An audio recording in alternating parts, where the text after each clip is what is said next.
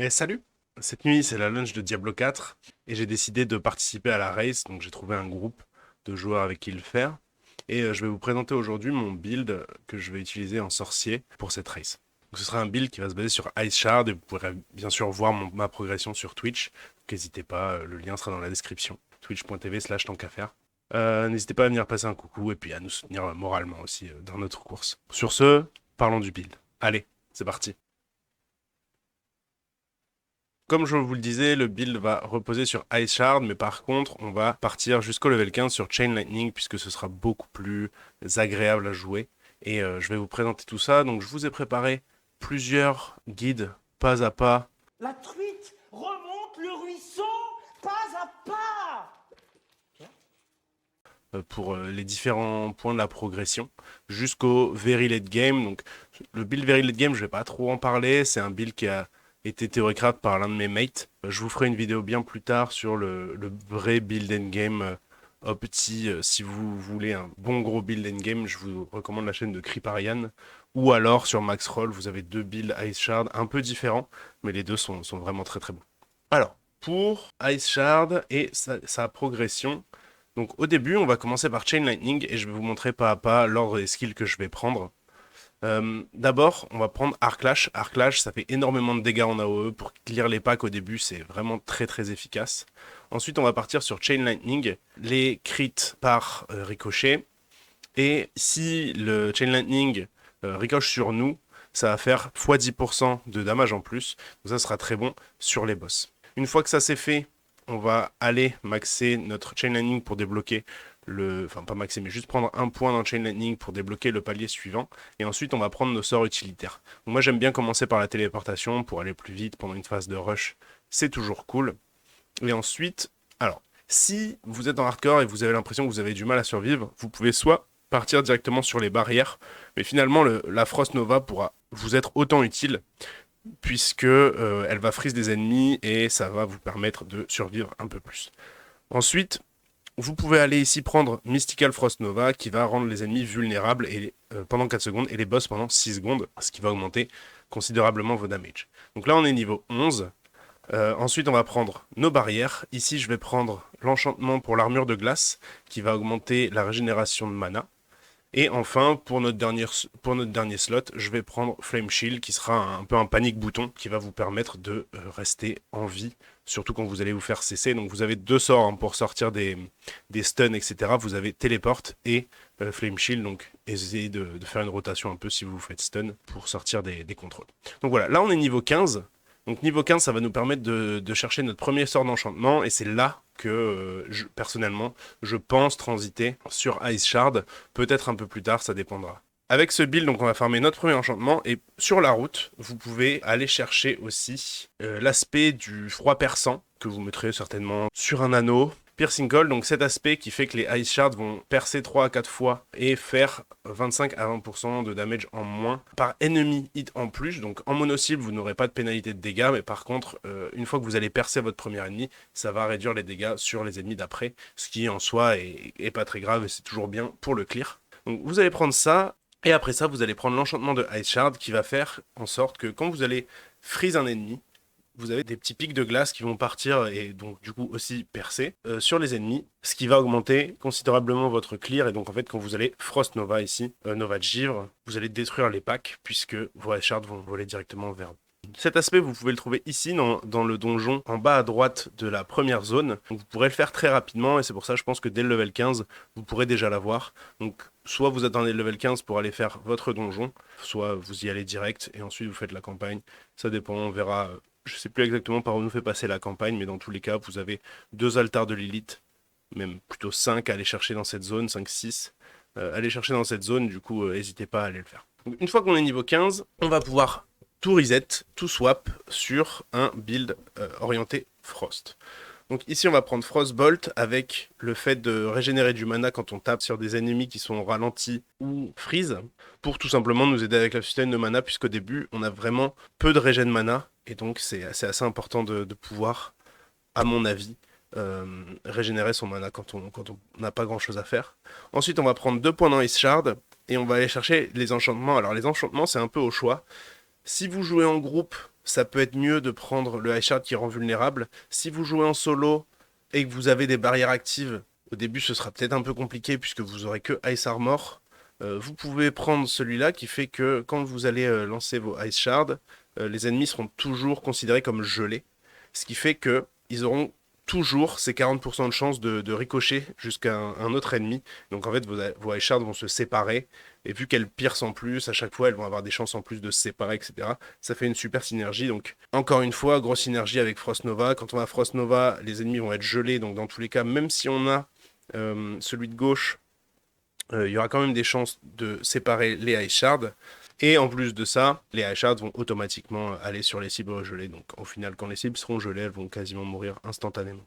On continue sur Ice Armor, Téléporte et Flame Shield pour compléter nos slots et avoir de la survie et du déplacement. Ensuite, au niveau 30, pour pouvoir descendre plus bas, on va avoir besoin de pas mal de points. Donc ici, on voit qu'on a besoin de 2 points. On va rien prendre dans celui du dessous. Du coup, on a quand même pas mal de points. Donc 2 points, 9 points ici. Donc 9 points à mettre.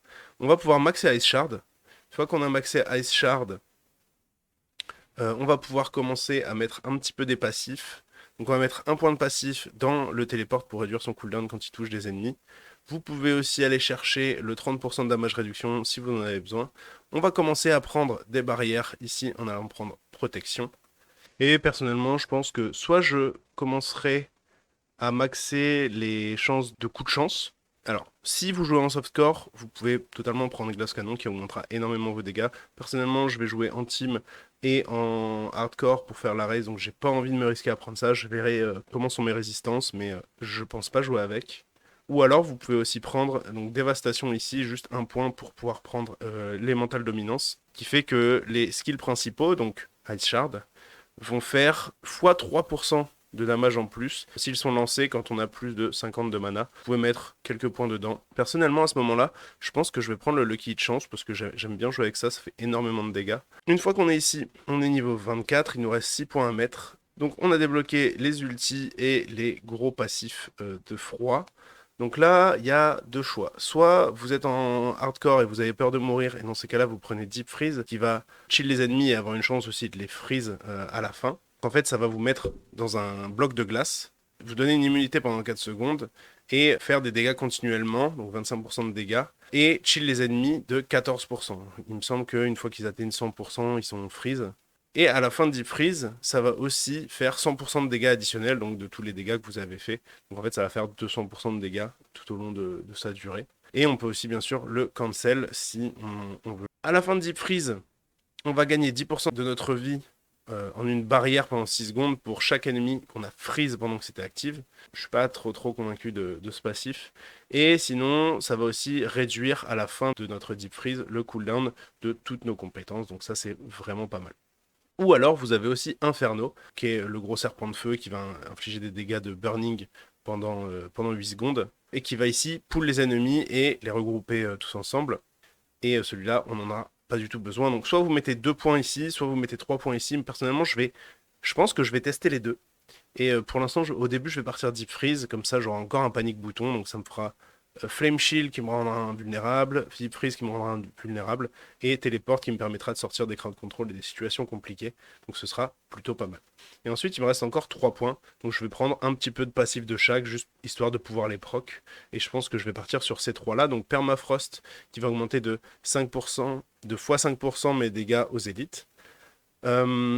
Orfrost qui va augmenter mes dégâts contre les ennemis chill et encore plus contre les ennemis frozen. Donc grâce à Manova de Givre, ils seront souvent frozen.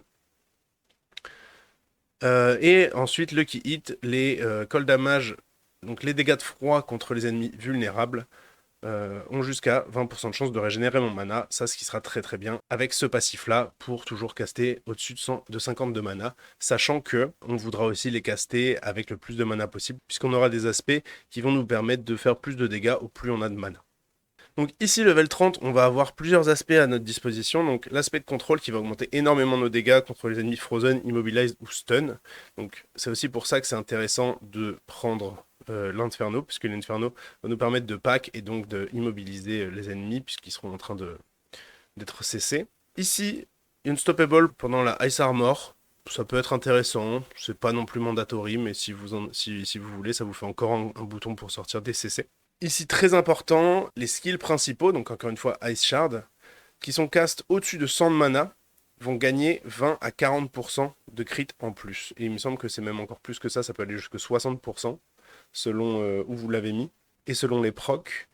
Et celui-là va augmenter énormément notre crit chance, et comme le crit damage est l'une des manières principales de scale les dégâts sur Diablo 4, là avec ça on va crit quasiment une fois sur deux, juste avec ce passif, donc c'est vraiment très très fort. Piercing Call toujours. Et enfin, une augmentation des dégâts contre les ennemis vulnérables si on a une barrière. Donc là, les barrières commencent à devenir un peu importantes. Au level 30, pour l'instant, je vais recommander de prendre Fireball. Fireball, ça va vous aider à clear. Donc, en gros, quand vous allez tuer un ennemi, il va exploser et faire des dégâts aux ennemis autour de lui. En early, je vais prendre ça et puis on switchera sur Firebolt. Donc oui, on a oublié de mettre notre point là-dedans. Donc j'avais enlevé le Flame Shield pour mettre un point dans Fireball et pour pouvoir prendre l'enchantement de Fireball. Donc on est comme ça. Ensuite, une fois level 30, on va pouvoir passer à la suite. Pour l'instant, on a toujours la Fireball, qu'on changera plus tard quand on aura fixe notre problème de mana. Le problème de mana, ce sera surtout, donc pour y remédier, stacker de la réduction de mana sur les items, de l'augmentation de régénération de mana, etc. Le but ici, ce sera d'aller débloquer Avalanche. Ça va faire en sorte qu'on a 10% de chance sur les Lucky Hits des Frost Skills de avoir un cast gratuit de Ice Shard qui ne consumera donc pas de mana, qui fera plus de dégâts. Et cette chance est doublée contre les ennemis vulnérables. Comme on a pu le voir, on rend souvent les ennemis vulnérables, surtout s'ils avaient pris Destructive Ice Shard. Pour aller rejoindre ce passif, on va tout simplement prendre notre dernier point, je crois qu'on était comme ça, ici, sur Icy Touch, et on va prendre les 3 points dans le Lucky Hit Chance. On va pouvoir prendre Avalanche, et là on aura beaucoup moins de problèmes de mana. Et donc ce qu'on peut faire, c'est totalement enlever notre Frostbolt de notre barre, reprendre notre Flame Shield, et changer ici, comme ça. Donc ici, on met sur le clic gauche, moi j'aime bien mettre Ice Armor, et Flame Shield, on le met ici. Donc ça ressemblera à ça, avec notre ultimate ici, et toujours nos enchantements avec la Fireball. Pour l'instant, puisqu'on changera après sur Firebolt quand on aura pris les passifs qui vont bien. Donc là, on est niveau 36. Et ce qu'on va vouloir faire maintenant, c'est maxer nos sorts pour avoir plus de réduction de cooldown. Donc surtout Frost Nova en priorité. Frost Nova, il va falloir essayer d'avoir le plus de level possible sur notre gear pour réduire son cooldown le plus possible. Donc vous voyez, Frost Nova, s'il est niveau 1, c'est 24 secondes. Si je le mets déjà niveau 5, c'est 19,7 secondes. Donc c'est déjà réduit de plus de 5 secondes. Ensuite, c'est pas mal de monter ici le Flame Shield pour avoir le heal dessus. Personnellement, je joue en hardcore, donc je serais content d'avoir du heal en plus que mes potions. Téléporte, sympa aussi à monter niveau 5. Et ensuite, les passifs, notamment celui de la barrière. D'ailleurs, celui-là, vous pouvez le monter en priorité si vous préférez. Et là, ça nous fait niveau 48, donc il nous reste 12 passifs à mettre. Là, pour l'instant, on va finir de mettre les passifs de la campagne, puisqu'on a aussi 10 points de parangon qui nous sont donnés par les actes en gagnant du renom. Donc ça, ce sera très intéressant à aller grind aussi, le renom, puisque ça va nous donner des passifs en plus. Et maintenant, ce qu'on va pouvoir faire, c'est max ici ces passifs-là. Donc, dans l'ordre, je prendrai celui-là d'abord. Parce que nos Lucky Hits, qu'on fait beaucoup, hein, vous verrez, puisque on scale déjà avec ça. Et encore plus dans les parangons, etc., etc. Les dégâts de froid contre les ennemis vulnérables ont des chances de nous régénérer de la mana. Et donc, vu qu'on n'a plus de générateur, c'est toujours très très bien. Et ensuite, je pense que ça n'a pas trop d'importance. On peut aller prendre celui-là. Puis celui-ci, si vous galérez un peu avec les élites. Et enfin, celui-là. Il nous reste 3 points. Alors soit on peut en mettre 2 ici. D'ailleurs, vous pouvez en prendre que 1 ici. C'est 10% de votre maximum de vie pendant 2 secondes. C'est suffisant en fait, vu que ça ne change pas la durée. Soit vous pouvez les remettre dans Glass Cannon. Et en fait, donc maintenant il nous reste 3 points. On va aller prendre ici Pyromancie. Alors pourquoi on prend un truc de feu? Celui-là, c'est juste pour nous permettre de passer en bas à gauche ici. Parce que on va faire des dégâts critiques en plus. Donc normalement, il faut que je mette 3 points. J'ai oublié, il y a un point que j'ai oublié. Je crois que c'est dans le TP. Le TP, je l'ai laissé niveau 4. Niveau 4 pour être au max ici. Donc, on va faire x 30% de dégâts critiques en plus contre les ennemis qui burn. S'ils sont aussi immobilisés, on va faire x 75% de dégâts crit, ce qui est énorme. On n'a pas vraiment de source d'immobilisation. J'espère que j'en aurai une dans mon groupe, j'avoue. D'ailleurs, il y a des petits changements qu'on peut faire. Donc encore une fois, il me semble que Inferno, ça va immobiliser, ce qui serait pas mal. Et en fait, ça, on va s'en servir avec... Donc, à ce moment-là, si vous avez réussi à stacker assez de mana, c'est à ce moment-là que vous allez pouvoir faire un swap d'enchantement. Vous allez pouvoir enlever Avalanche pour finalement prendre Shatter. Shatter qui va faire que les ennemis vont exploser quand ils vont mourir alors qu'ils sont freeze. Vu qu'on a énormément de réduction de temps de recharge sur notre Frost Nova, d'ailleurs, la réduction de temps de recharge, ce sera l'une de vos stats principales, on va pouvoir prendre Shatter plutôt que Avalanche. Les ennemis seront toujours freeze. Et quand ils vont mourir alors qu'ils sont freeze, ils vont exploser pour 25% des dégâts qu'ils ont pris pendant qu'ils étaient freeze. Ce qui fait que on va pouvoir avoir énormément de clear et donc enlever Fireball pour prendre Firebolt. Ici, on va pouvoir enlever un point, on va le mettre ici, on va pouvoir mettre 2 ici, peu importe, on n'a pas de générateur de toute façon. Et donc, il me reste finalement un point. Ce point, on va le mettre en bas à droite du téléport pour les 30% de réduction de dégâts. Et là, on a notre build late game avec donc, le Shatter. Si vous êtes toujours en galère de mana, vous pouvez toujours reprendre Avalanche. Là, normalement, vous devriez faire énormément de dégâts dans tous les cas. Avec les légendaires qu'on a et le Firebolt, même sans le Firebolt, ça devrait quand même être pas mal. Après, rien ne vous empêche de repartir sur Fireball. Vous pouvez toujours enlever ses passifs. Là, c'est un peu comme vous le souhaitez, ce qui est le plus confortable pour vous. En ce qui concerne les légendaires, il n'y a toujours rien qui a changé. J'ai pas trouvé d'aspects qui sont vraiment très intéressants. Là, ici, on a les principaux. Si vous en voulez d'autres, vous pouvez tout simplement chercher, regarder un peu dans le codex. Et enfin, on a notre build late game ici, avec toujours les mêmes skills. Donc ici, avec l'avalanche, encore une fois, on peut prendre Shatter plutôt à ce niveau-là, si on n'a pas trop de galère de mana. En ce qui concerne les aspects, donc on en a plusieurs. Pour trouver les aspects, vous pouvez aller directement sur ce site que je mettrai encore une fois dans la description. Vous pouvez taper ici le nom de l'aspect que vous voulez et ça vous mettra le donjon en question. L'aspect of Disobedience, très intéressant pour augmenter l'armure quand vous faites des dégâts. Énormément l'armure d'ailleurs. Ceux-là, on les avait déjà. Sur les boots, quand on est inarrêtable. Et après 4 secondes, on gagne de la mouvement speed. Donc ça, c'est plutôt cool. Et en plus, on peut bouger librement parmi les ennemis.